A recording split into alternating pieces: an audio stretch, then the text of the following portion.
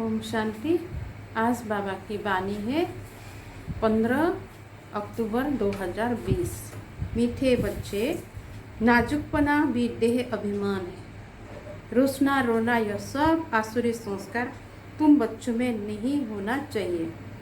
दुख सुख मान अपमान सब सहन करना है। प्रश्न है, सर्विस में ढीलापन आने का मुख्य कारण क्या है? किस वजह से सेवाओं में ढीलेपन आता है? उत्तर, जब देह अभिमान के कारण एक दो की खामियां देखने लगते हैं तब सर्विस में ढीलापन आता है। आपस में नवाबी होना भी देह अभिमान है। मैं फलाने के साथ नहीं चल सकता, मैं यहाँ नहीं रह सकता, ये सब नाजुकपना है। यह बोल मुख से निकलना माना कांटे बनना, नाफरमानदार बनना। बाबा कहते, बच्चे तुम रूहानी मिलिट्री हो, इसलिए अर्दार हुआ तो फौरन हाजिर होना चाहिए। कोई भी बात में आनाकानी मत करो। ओम शांति। रूहानी बाप बेट रूहानी बच्चों को समझाते। बच्चों को पहले यह शिक्षा मिलती है कि अपने को आत्मा निश्चय करो, देह अभिमान छोड़ देही अभिमानी बनना है। हम आत्मा है, देही अभिमानी बन तब ही बाप को याद कर सकेंगे। देही अभिमानी बनेंगे तभी बाबा को अच्छी रीति से याद कर पाएंगे। वह है अज्ञान काल, यह है ज्ञान काल। ज्ञान तो एक ही बाप देते हैं जो सर्वों की सद्गति करते हैं, और वह है निराकार, अर्थात उनका कोई मनुष्य आकार नहीं। जो बाबा है निराकार, जिसको मनुष्य का आकार है, जिसको बाबा कहते मनुष्य का आकार है, उनको भगवान नहीं कह सकते।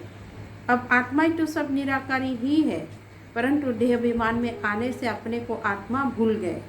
अब बाबा कहते तुमको वापस जाना है, अपने को आत्मा समझो, आत्मा समझ बाबा को याद करो, तब जन्म जन्मांतर के पाप भस्म हो और कोई उपाय नहीं। बाबा की याद के बगैर आत्मा ही पतित, आत्मा ही पावन बनती है। बाप ने समझाया है, पावन आत्माएं हैं सतयुग त्रेता में, पतित आत्माएं फिर रावण राज्य में बीतनी है। सीरी में भी समझाया, जो पावन थे वो पतित बने हैं। 5000 वर्ष पहले तुम सब आत्माएं शांति धाम में पावन थी, उसको कहा ही जाता है निर्वाण धाम। फिर कलयुग में पतित बनते हैं तब चिल्लाते हैं, हे पतित पावन आओ। बाबा समझाते, बच्चे मैं जो तुमको ज्ञान दे रहा हूँ पतित से पावन होने का, वो सिर्फ मैं ही देता हूँ, जो फिर प्राय लुप्त हो जाता है।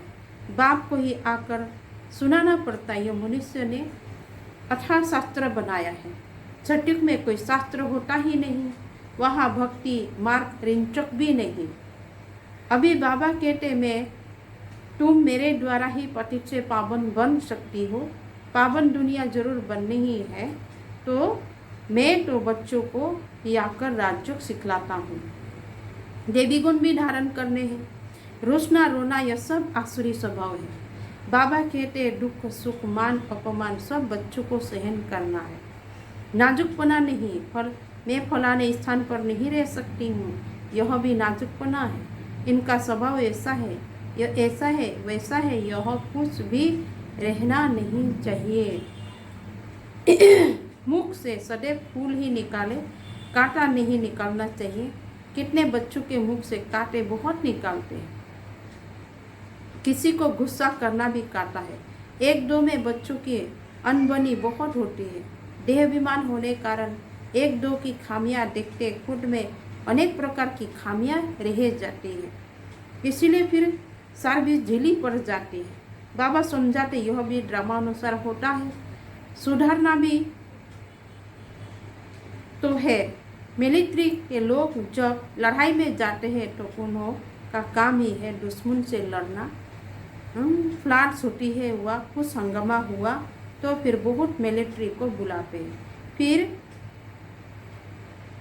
मिलने के लोग मजदूरों आदि का काम भी करने लग पड़ते हैं। गवर्नमेंट मिलिट्री को अर्दार करती, यह मिट्टी सारी भरो, अगर कोई न आए तो गोली के मुंह में दे। गवर्नमेंट का अर्दार मानना ही पड़े।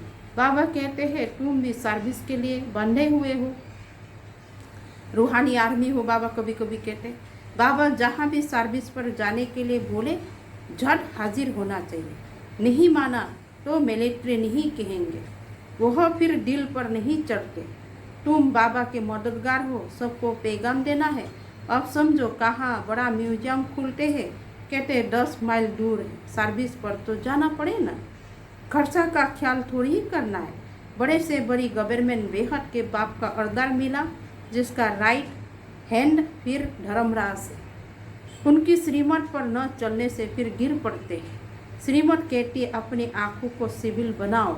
श्रीमत यही हमें कहते आँखों को सिविल बनाना। काम पर जीत पाने की हिम्मत रखनी चाहिए। बाबा का हुक्म है, अगर हम नहीं मानेंगे तो एकदम चकनाचूर हो जाएंगे। 21 जन्म की राजाई में रोला पड़ जाएगा। बाप कहते मुझे बच्चों के बिगड़ तो कभी कोई जान न सके। कल्प पहले वाले ही आहिस्ते आहिस्ते निकलते रहेंगे। यह है बिल्कुल नई नई बातें, यह गीता का युग, परंतु शास्त्र में इन संगम युग का वर्णन नहीं है। गीता को ही द्वापर में ले गए, लेकिन जब राजयुग सिखाया तो जरूर संगम होगा ना, परंतु किसी की भी बुद्धि में यह बातें नहीं है। अभी तुम्हें ज्ञान का नशा चढ़ा हुआ है। मनुष्य को है भक्ति का नशा, कहते भगवान भी आ जाए तो भी हम भक्ति नहीं छोड़ेंगे। यह उत्थान और पतन की सीढ़ी बहुत अच्छी है, तो भी मनुष्य की आंखें खुलती नहीं है। माया के नशे में एकदम चकनाचूर है। ज्ञान का नशा बहुत देरी से चढ़ता है। पहले तो देवी गुण भी चाहिए।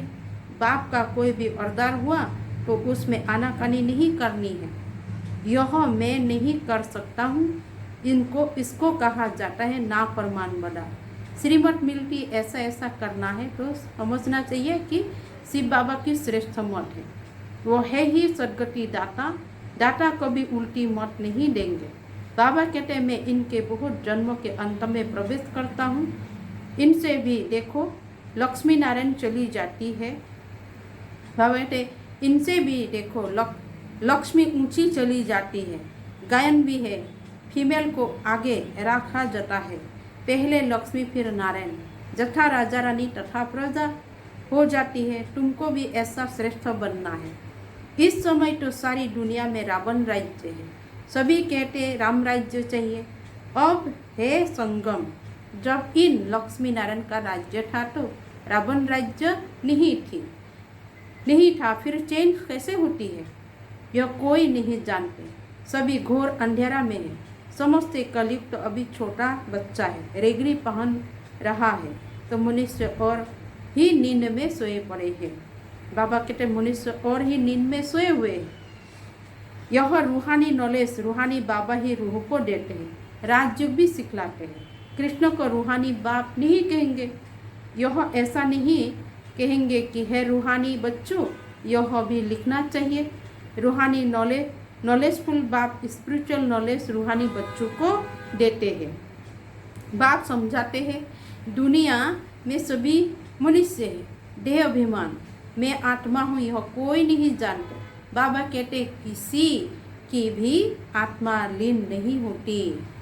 अभी तुम बच्चों को समझाया जाता है दशहरा दीपमाला क्या है। मनुष्य तो जो भी पूजा आदि करते हैं सब ब्लाइंड फेट की जिसको बुद्धि का पूजा कहा जाता है, पत्थर पूजा कहा जाता है। अभी तुम पारस बुद्धि बनते हो तो पत्थर की पूजा नहीं कर सकते हो। चित्र के आगे जाकर माथा टेकते हैं, कुछ भी समझते नहीं। कहते भी है ज्ञान भक्ति और वैराग्य। ज्ञान आधा कल चलता है, भक्ति शुरू हुई, अब तुमको ज्ञान मिला है तो भक्ति से वैराग आ जाता है। यह दुनिया ही बदलती है। कलयुग में भक्ति है, सतयुग में भक्ति होती नहीं।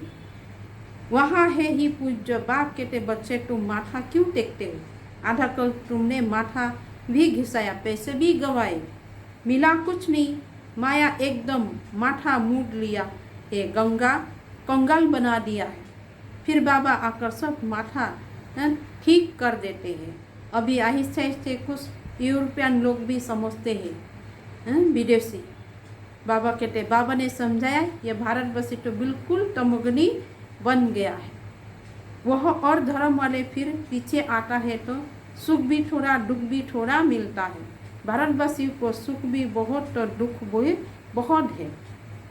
शुरू में ही कितने धनवान एकदम विश्व के मालिक होते हैं, और धर्म वाले कोई पहले थोड़ी ही धनवान होते हैं, पीछे वृद्धि को पाते पाते अभी बाबा कहते आकर धनवान हुए हैं। अब फिर सबसे भिखारी भी भारत बना है, अंधा श्रद्धालु भी भारत है, यह भी ड्रामा बना हुआ है। बाप कहते मैंने जिनको हेवन बनाया वो हेल बन गया, मनुष्य बंदर बुद्धि बन गया है, उनको मैं आकर मंदिर लायक बनाता हूँ। विकार बड़े कड़े होते हैं, क्रोध कितना है तुम्हारे में भी क्रोध, बाबा कहते तुम्हारे में भी क्रोध नहीं होना चाहिए, बिल्कुल मीठे शांत अति मीठे बनो, यह भी जानते हो फोटो में कोई ही निकालते। राजाई पद पाने वाले बाबा कहते मैं आया हूँ तुमको नर से नारायण बनाने। उसमें भी 8 रत्न मुख्य गाए जाते हैं। 8 रत्न और बीच में है बाप, 8 है 5 बीट अनार, 100 भी नंबर पर पुरुषार्थ अनुसार। देह अभिमान तो तोड़ने में बड़ी मेहनत लगती है, देह का भान बिल्कुल निकल जाए। कोई कोई पक्के ब्रह्मज्ञानी जो होते हैं उन्हों का भी ऐसा होता है, बैठे बैठे देह का त्याग कर देते हैं, बैठे बैठे ऐसे शरीर छोड़ते हैं, वायुमंडल एकदम शांत हो जाता है और अक्सर करके प्रभात के शुद्ध समय पर शरीर छोड़ते हैं, अर्थात सवेरे का टाइम। रात को मनुष्य बहुत गंध करते हैं, सुबह को स्नान आदि करके भगवान भगवान कहने लगते हैं, पूजा करते हैं। बाप सब बातें समझाते रहते। प्रदर्शनी आदि में भी पहले तुम अल्प का परिचय दो, पहले अल्प और बे, बाबा तो एक ही निराकार है, बाप रचयिता ही वेद रचना के आदि मध्यंत का ज्ञान समझाते। वही बाप कहते माँ में कम याद करो, देह के संबंध छोड़ अपने को आत्मा समझ, माँ में कम याद करो। बाप का परिचय तुम देंगे फिर किसी को हिम्मत नहीं रहेगा प्रश्न उत्तर करने की। पहले बाप का निश्चय पक्का हो जाए तब बोलो। 84 जन्म ऐसे लिए जाते हैं। चक्र को समझ लिया, बाबा को समझ लिया, फिर कोई प्रश्न उठेगा नहीं। बाप का परिचय देने बिगर बाकी तुम टिक टिक करते हो तो उसमें तुम्हारा टाइम बहुत वेस्ट हो जाता है, गले ही घुट जाते हैं। पहले बात अल्फ की उठाओ, टिक टिक करने से समय थोड़ी ही समझ थोड़ी ही सकते हैं। बाबा कहते टिक टिक करने से समझ थोड़ी ही सकते हैं। बिल्कुल सिंपल रीति और धीरे से बेट समझाना चाहिए। जो देह अभिमान होंगे वही, बाबा कहते जो देही अभिमानी होंगे वही अच्छा समझा सकेंगे। बड़े बड़े म्यूजियम में अच्छे समझाने वालों को मदद देनी पड़ी। थोड़े रोज अपना सेंटर छोड़ मदद देने आ जाना है। पिछाड़ी में सेंटर संभालने कोई को बैठा दो। अगर गद्दी संभालने लायक कोई को आप समान नहीं बनाया है तो बाप समझेंगे कोई काम के नहीं, सर्विस नहीं की। बाबा को लिखते हैं सर्विस छोड़ कैसे जाए। अरे बाबा हुकुम करते फलानी जगह प्रदर्शनी है, सर्विस पर जाओ। अगर गद्दी लायक किसी को नहीं बनाया तो तुम किस काम के। बहुत हुकुम किया, बाबा कहते बाबा ने हुकुम किया झट भागा, भागना चाहिए। महारथी ब्राह्मणी उनको कहा जाता है, बाकी तो सब घोड़े सवार प्यादे, सबको सर्विस में मदद देनी है। इतने बरस में तुमने किसी को आप समान नहीं बनाया है तो क्या करते थे। इतने समय में मैसेंजर नहीं बनाया है जो सेंटर संभाले। कैसे कैसे मनुष्य आते जिसने बात करने का भी अक्ल चाहिए। मुरली भी जरूर रोज पढ़नी है अथवा सुननी है। मुरली नहीं पढ़ी गया ऑप्शन पढ़ गई। तुम बच्चों को सारे विश्व पर घेराव डालना है। तुम सारे विश्व की सेवा करते हो ना, पतित दुनिया को पावन बनाना, यह घेराव डालना है ना। सभी को मुक्ति जीवन मुक्ति धाम का रास्ता बताना है, दुख से छुड़ाना है। अच्छा, मीठे मीठे सीख लेते बच्चों प्रति माता पिता बाप दादा का याद प्यार और गुड मॉर्निंग। रूहानी बाप की रूहानी बच्चों को नमस्ते, रूहानी बच्चों की रूहानी बाप दादा को भी याद प्यार गुड मॉर्निंग, नमस्ते नमस्ते और नमस्ते। आज धारणा के लिए मुख्य सार 1 नंबर पॉइंट, बहुत मीठे शांत अति मीठे स्वभाव का बनना है, कभी भी क्रोध नहीं करना है, अपनी आँखों को बहुत बहुत सिविल बनाना है। 2 नंबर पॉइंट, बाबा जो हुक्म करे उसे फौरन मानना है, सारे विश्व को पतित से पावन बनाने की सेवा करनी है, अर्थात घेराव डालना है। वरदान है, अपने महत्व व कर्तव्य को जानने वाले सदा जागती ज्योत भव। आप बच्चे जग की ज्योति हो, आपके परिवर्तन से विश्व का परिवर्तन होना है। इसीलिए बीती सो बीती कर अपने महत्व का कर्तव्य को जान सदा जागती ज्योत बनो। आप सेकंड में 100 परिवर्तन से विश्व परिवर्तन कर सकते हो। सिर्फ प्रैक्टिस करो। अभी अभी कर्मयोगी, अभी अभी कर्मातीत स्टेज। जैसे अपनी रचना कुछ कछुआ सेकंड में, बाबा कहते हैं जैसे अपनी रचना कछुआ सेकंड में सब अंश समेट लेता है, ऐसे आप मास्टर रचयिता समेटने की शक्ति के आधार से सेकंड में सर्व संकल्पों को समा कर एक संकल्प में स्थित हो जाओ। आज का स्लोगन है, लवली स्थिति का अनुभव करने के लिए स्मृति विस्मृति की युद्ध समाप्त करो। ओम शांति।